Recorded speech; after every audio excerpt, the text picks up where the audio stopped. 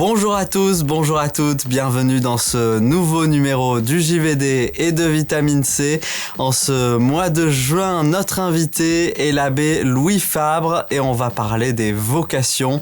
C'est vraiment le cœur de cette émission. On en parlera également dans l'actualité avec les ordinations qui sont prévues. Et puis bien sûr, votre rendez-vous, c'est l'agenda, c'est à la fin de ce magazine. Le JVD Vitamine C, c'est parti.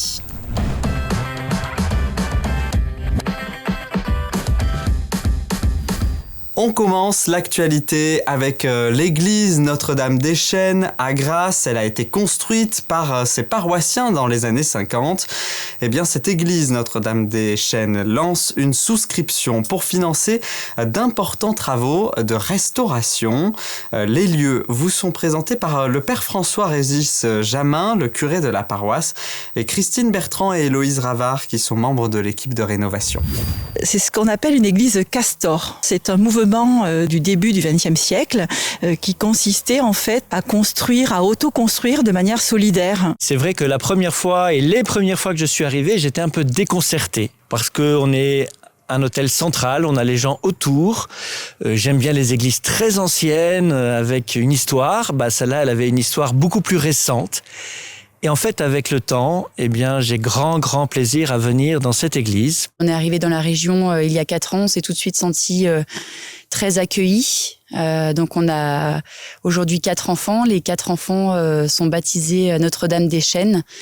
Et donc pour nous, c'est une église qui a aussi une histoire au niveau familial. Voilà, un projet en partenariat avec la mairie de Grasse et le projet Ville d'art et d'histoire qui est mené par cette commune de Grasse. L'actualité de ce mois de juin, c'est aussi cet événement pour le diocèse de Nice. Alexis Barraza Diaz en tant que prêtre, Sébastien Frisina et Gustavo González en tant que diacre en vue du sacerdoce, ils seront ordonnés tous les 3 ce dimanche 18 juin en la cathédrale Sainte-Réparate à 16h. Je vous propose de les écouter. Je crois que ça m'a aidé la formation pour aimer les gens, parce qu'en fait on est appelé pour aimer son peuple et travailler avec son peuple. Donc on est appelé à être serviteur avant tout. Ces années de séminaire ont été peut-être les plus dures de ma vie, comme elles ont été les plus belles. Voilà. Ça, je le dis souvent et c'est la vérité. Donc, c'est assez paradoxal, mais bon, de toute façon, dans l'Église, il y a beaucoup de paradoxes. Je pense que cette phrase, on la connaît tous. Je ne suis pas prêt, je suis disponible. Donc, comme je l'ai toujours été, et même si parfois la confiance manque, mais bon, je me remets entre les mains du bon Dieu. C'est lui qui m'a amené jusqu'ici. Je me remets entre ses mains. C'est vrai, moi j'ai mes envies, c'est ce que je voudrais faire. Mais tout le reste dépend de Dieu. Ouais. Et tous 3 seront ordonnés par Monseigneur Jean-Philippe Naud, donc ce dimanche 18 juin à 16h. Tout le monde est convié à participer à cette célébration. Elle sera diffusée sur les réseaux sociaux du diocèse de Nice en direct, bien sûr. L'actualité, c'est aussi le cinéma, puisque le mois dernier se tenait le Festival international du film à Cannes et le jury œcuménique était présent, comme chaque année, évidemment. Et à la fin, c'est Perfect Days de Wim Wenders qui est apparu comme une évidence pour le jury œcuménique. Un film sur l'espoir, la beauté et la transfiguration dans le quotidien de nos vies. Les membres du jury œcuménique 2023 écrivent que le personnage principal de ce film est un homme à l'esprit vif qui trouve la joie chaque jour dans ses multiples rencontres avec d'autres et en étant un acteur de la paix entre les générations. Voilà pour l'actualité. Tout de suite, place à notre invité.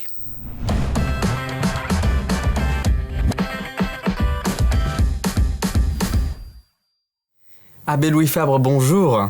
Bonjour Stéphane. Merci d'être avec nous aujourd'hui. Membre du service des vocations, vous faites partie de cette équipe dans le diocèse de Nice. Pour démarrer, présentons-nous. Alors, moi, je suis le journaliste du JVD et vous, donc, vous êtes récemment ordonné, puisque c'était en 2021 que vous avez été ordonné prêtre. Exactement. Ça fera bientôt 2 ans, oui. Le 20 juin. C'est un souvenir, j'imagine, marquant. Oui, très marquant. Très marquant. J'étais pas ordonné seul, j'étais ordonné avec un ami, Jean-Baptiste Juglaris. Et il avait commencé le séminaire avant moi et il m'avait particulièrement accueilli. Je pensais pas être ordonné le même jour que lui, mais on avait une très bonne relation ensemble et le fait qu'on ait été ordonnés ensemble, ça a été très important. On a prié ensemble avant et on a même pu fêter l'ordination, même après la célébration ensemble avec nos familles réunies. Ça a coloré cette célébration. Vous avez un parcours qui a été fait de différentes aventures. Avant d'être prêtre, vous travaillez à Sophia Antipolis, c'est bien oui, ça ? Exact. J'étais ingénieur, en fait, je travaillais dans l'informatique. Ouais. Je concevais et puis je réalisais des logiciels qui optimisaient la capacité des avions, le remplissage des avions plutôt. Et quand est-ce que vous vous êtes dit, ma vocation, c'est d'être prêtre ? C'est quelque chose qui a mûri pendant plusieurs années, ou est-ce que c'est quelque chose qui est venu comme ça ? C'est venu, c'est reparti, c'est revenu, c'est reparti. Et la dernière fois, ça a été vraiment clair. Jusque-là, c'était un projet à la fois très beau, un peu vague, un peu... Et donc, c'était quand j'avais... en 2014. Donc, j'avais 30 ans. C'est ça ? Ouais, 30 ans. Et là, c'est grâce à un prêtre du diocèse qui était venu à la maison, il s'était invité. Et grâce à lui, grâce à ses paroles, des paroles prophétiques qu'il m'a dit. Et puis, j'ai reconnu qu'en fait, c'était bien ça que le Seigneur voulait pour moi. On en parle à qui à ce moment-là ? Déjà à lui. Et ensuite à personne. Moi, j'ai pris une semaine où j'en ai parlé justement à personne pour me dire, pour vérifier en fait que c'était pas juste un petit gousi-gousi affectif, mais que c'était vraiment sérieux. Et au bout de la semaine, j'étais de plus en plus heureux. Je sentais que c'était authentique, que c'était vrai. Et donc après, en fait, on doit en parler à un évêque. Donc moi je voulais trouver l'évêque de Nice, mais pour l'instant, à ce moment-là, il y avait personne sur le siège de Nice, parce que Monseigneur Marceau n'était pas encore arrivé. Voilà, donc je l'ai gardé pour moi encore un petit peu de temps, et puis je suis allé trouver Monseigneur Marceau après qu'il soit arrivé. Donc c'est une démarche qui prend du temps, qui nécessite une réflexion, qui nécessite ensuite une formation, devenir prêtre. Quand on a cette vocation-là aussi, c'est pas du jour au lendemain que l'on a une paroisse, voilà. Oui, c'est tout un chemin. Moi, comme je vous ai dit, c'est venu, c'est reparti. Donc moi, ça avait commencé quand j'avais 5 ans. Donc en fait, j'ai toujours vécu ma vie consciente avec une idée plus ou moins réminiscente, plus ou moins dans un petit coin de ma tête ou de mon cœur, que un jour je serai peut-être prêtre. Ou je serai prêtre, ou je serai pas prêtre, mais j'avais toujours en tout cas cette idée-là dans la tête. Et voilà, ça a beaucoup fluctué. À un moment donné, à l'adolescence, j'ai perdu la foi suite à des difficultés familiales. Et donc moi, à ce moment-là, c'est sûr que c'était complètement... c'était dans un placard, mais c'était toujours là, en fait. J'ai l'impression que j'ai toujours vécu avec ce projet, avec ce désir. Qu'est-ce que vous pourriez dire aujourd'hui à ceux qui ont ce désir-là, qui vient, qui s'en va, un peu comme vous, qu'est-ce que vous pourriez leur faire part, s'ils nous écoutent, s'ils nous regardent ?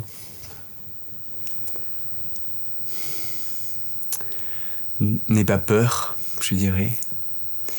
N'aie pas peur, parce que le Seigneur, il veut, pour chacun de nous, un projet de bonheur. En fait, il a préparé des œuvres pour nous. Il a préparé des bonnes œuvres.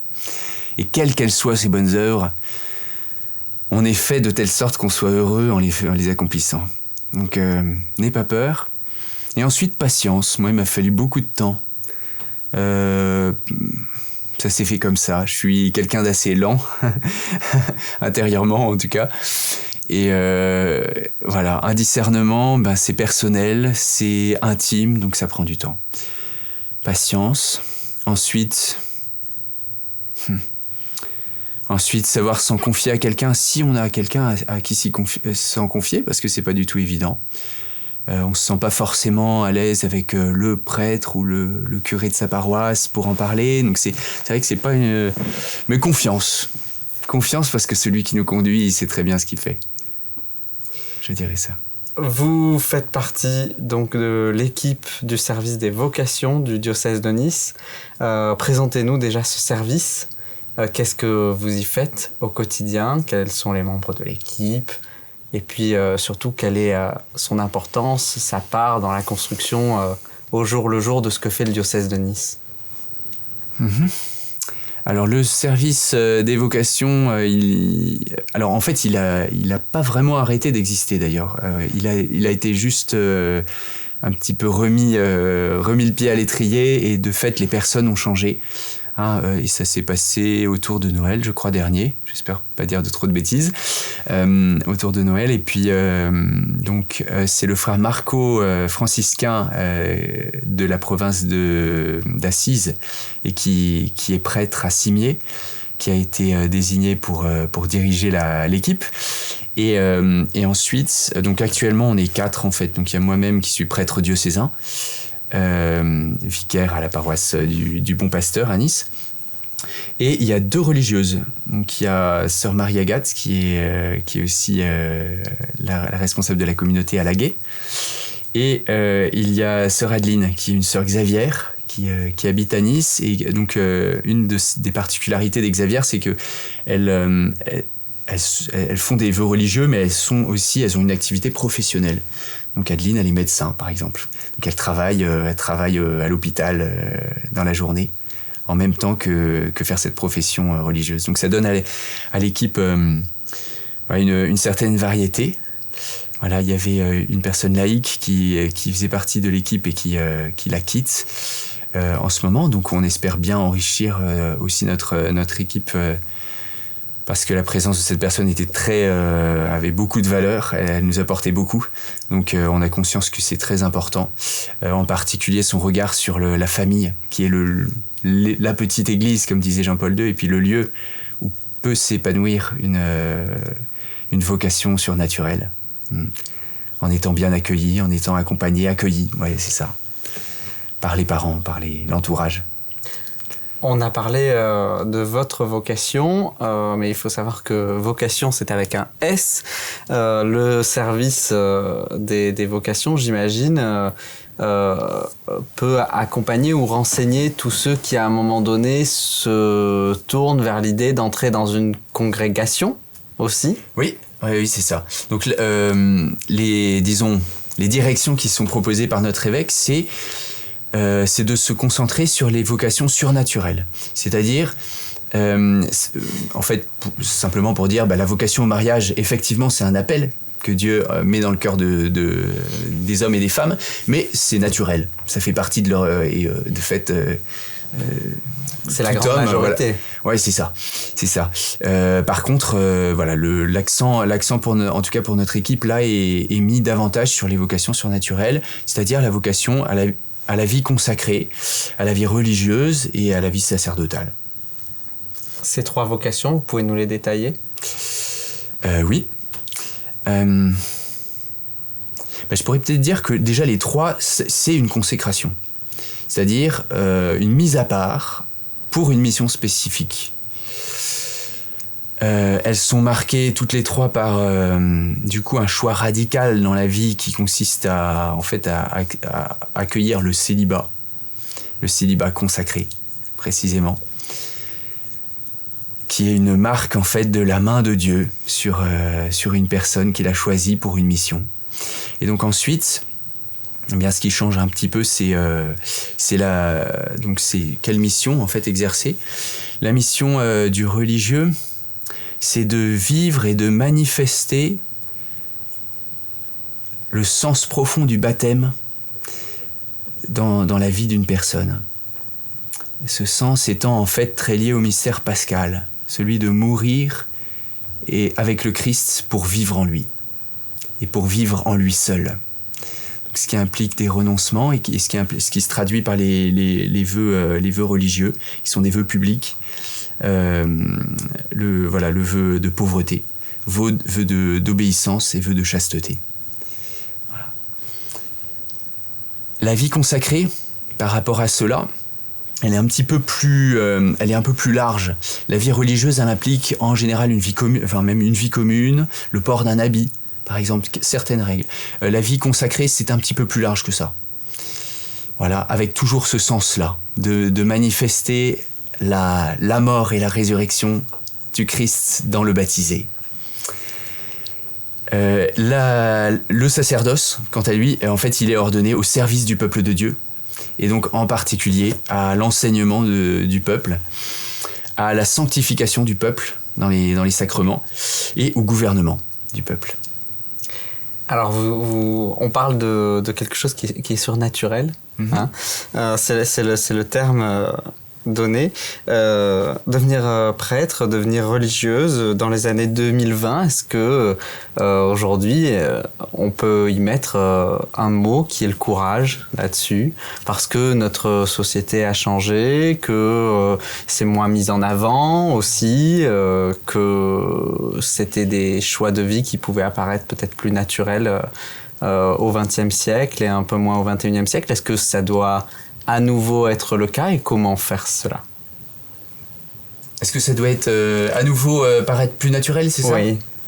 Bon, naturel, du coup, je dirais pas, parce qu'effectivement, je pense que c'est surnaturel, et que s'il y avait pas Dieu, il y aurait pas de prêtre, il y aurait pas de religieux ni de consacré. Que ça devienne... c'est ce que c'est, je sais pas comment on peut trop influencer la perception qu'on en a à l'échelle d'une société. Ce qui est sûr, c'est que vous avez employé le mot courage. Il en faut, évidemment. Mais je dirais que pour toute forme d'engagement aujourd'hui, il faut du courage. C'est-à-dire qu'on est maintenant dans une société où toute forme d'engagement est perçue comme difficile, comme angoissante, comme une privation de liberté, donc négative, en fait. Alors que je suis persuadé que c'est pas le cas, mais je pense que c'est comme ça que c'est perçu. Est-ce que vous avez rencontré déjà des personnes qui ont cette envie, cette vocation, et qui vous posent des questions? Quelles sont les questions qui reviennent le plus souvent quand on veut s'engager? Alors j'ai rencontré en particulier les séminaristes, parce que dans ma paroisse, pas beaucoup. Là, en tant que prêtre, j'en ai pas rencontré beaucoup. Les questions qui leur viennent, j'ai du mal à répondre à la question. Sûrement, est-ce que c'est pas trop dur? Comment ça se passe? C'est dur de s'imaginer la vie quotidienne du prêtre aussi, par exemple. Enfin, je parle surtout pour le prêtre, parce que du coup, c'est surtout les questions qui me posent. Mais qu'est-ce qui fait le prêtre quand il n'est pas à la messe? Ce genre de choses. Donc c'est déjà de la curiosité. Et puis ensuite, quand c'est un peu plus personnel et que le choix, on sent qu'il est en train de se poser d'une manière plus concrète, comment faire, comment s'y préparer.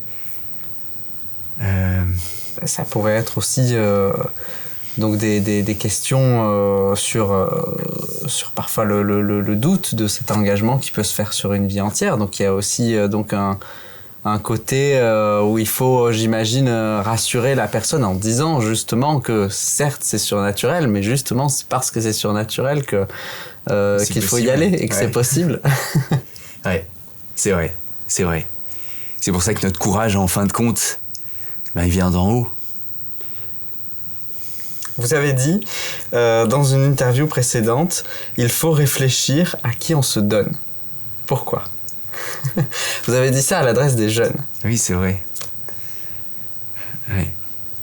Il faut réfléchir à qui on se donne. Parce qu'on peut se donner qu'à une personne, alors faut bien choisir. Et parce que si on choisit la mauvaise personne ou si on choisit une créature, en fait on va à sa perdition. Donc c'est un enjeu de vie et de mort, de vie ou de mort plutôt. Donc en disant ça, je pensais à ceux qui choisissent le mariage. Mais en fin de compte, un baptisé, il choisit toujours Dieu.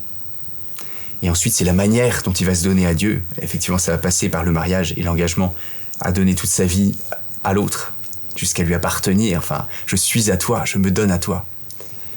Mais foncièrement, c'est ça, c'est un don de soi-même à Dieu. Et donc, c'est important parce que c'est une question de vie ou de mort. Ce 18 juin, 3 ordinations vont avoir lieu. Alexis Barraza-Diaz en tant que prêtre, Sébastien Frisina et Gustavo González, diacre, en vue du sacerdoce, justement. Quel souvenir vous gardez de ces années de séminariste, de formation avant d'être prêtre? Je garde le souvenir d'un temps très riche. C'est un temps de préparation, et s'il est si long, c'est qu'il faut qu'il soit long. Alors du coup, il nous semble long, effectivement, et on perd patience, parfois on n'est pas loin de se décourager. C'est pas facile. Donc c'est un temps riche. Riche parce qu'il y a le fait, c'est pas comme juste des cours, c'est toute la vie communautaire, la vie en paroisse, l'implication. Alors moi j'ai dû par exemple découvrir le diocèse, c'est le cas même pour alors pas pour Sébastien mais pour les autres, oui, qui viennent du Chili. Donc en fait c'est un grand moment de croissance.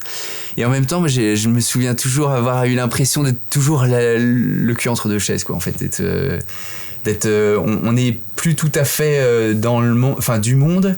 On n'est pas du monde, pardon. On n'est plus tout à fait dans le monde et on n'est pas encore prêtre, on n'est pas encore consacré. Alors moi, j'ai toujours la situation un petit peu inconfortable d'être entre les deux. Pour terminer, cette question que l'on pose à chaque fois à tous nos invités, en fonction, bien sûr, du lieu dans lequel il travaille pour le diocèse. Alors là, c'est le service des vocations. Si, après avoir entendu cette interview, après vous avoir entendu, si après nous avoir regardé sur la chaîne YouTube du diocèse de Nice, là, on a ce sentiment que ça y est, c'est pour nous. Comment on fait pour se renseigner auprès du service des vocations, pour être accompagné, comment ça se passe, comment on devient prêtre, comment on devient religieuse? Ouais, très bien. Alors, je distingue soit le cas où la personne, elle veut être prêtre, et là, il faut qu'elle aille voir l'évêque. Elle téléphone à l'évêché. Je connais pas le téléphone par cœur, mais voilà. Soit elle a besoin d'accompagnement. C'est-à-dire qu'elle se pose la question d'une manière plus sérieuse, mais elle ne sait pas encore. Et à ce moment-là, et de fait, c'est encore un point où on pêche un petit peu. On aimerait pouvoir fournir un petit catalogue, peut-être de points de contact proches des jeunes, ou des moins jeunes d'ailleurs, mais qui se posent cette question-là. Pour l'instant, à vrai dire, on n'a pas encore une proposition très, très claire. Donc moi, ce que je dirais, en attendant, vois qui... Dans ton entourage, qui est-ce qui peut t'aider? Est-ce que soit c'est un prêtre de ta paroisse, soit peut-être un religieux, s'il y a une maison religieuse pas loin, quelqu'un de confiance, quelqu'un qui mettra pas la main sur toi, quelqu'un qui ne cherchera pas à imposer ce que lui il veut pour toi, mais un homme de Dieu, une femme de Dieu. Laisse-toi guider par ceux qui t'habitent aussi. Merci beaucoup d'avoir été avec nous, Abbé Louis Fabre, aujourd'hui pour ce témoignage et donc pour avoir raconté ce qu'est ce service des vocations aussi dans le diocèse de Nice. Merci à vous. Avec joie, Stéphane, et merci beaucoup. Tout de suite, on passe à l'agenda de ce mois de juin.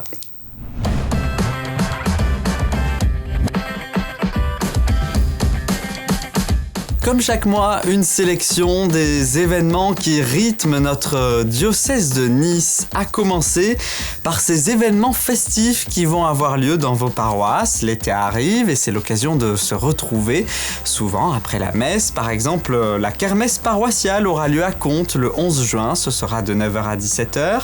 Vous avez également rendez-vous pour le pique-nique paroissial à Moinsartou de midi à 17h le même jour, au programme notamment des chambres Tombouctou, une corde à tirer, la course de sac. Donc venez en famille dans votre paroisse ce 11 juin. En parlant de famille justement, de 10h30 à 13h30, c'est la messe des familles à la paroisse du Vœu à Nice. Tous les événements sont à retrouver sur le site nice.catholique.fr.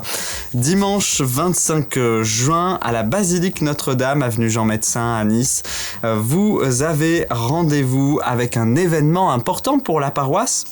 Puisqu'à 16h30, Monseigneur Jean-Philippe Naud ordonnera Aimé Lame, diacre permanent. Il est né en 1976, il est français d'origine ivoirienne et il exerce la profession d'ingénieur en informatique depuis bientôt 23 ans. Il a été admis parmi les candidats au diaconat permanent en 2021. Venez donc à sa messe d'installation à 16h30 le dimanche 25 juin, en la basilique Notre-Dame. Voilà pour l'agenda, à retrouver en intégralité bien sûr sur le site internet du diocèse de Nice. C'est la fin de ce JVD Vitamine C. Merci à vous pour votre fidélité. Merci à l'équipe du diocèse de Nice pour la réalisation, en particulier José Garcia derrière la caméra. On se retrouve le mois prochain. Très bon mois à tous.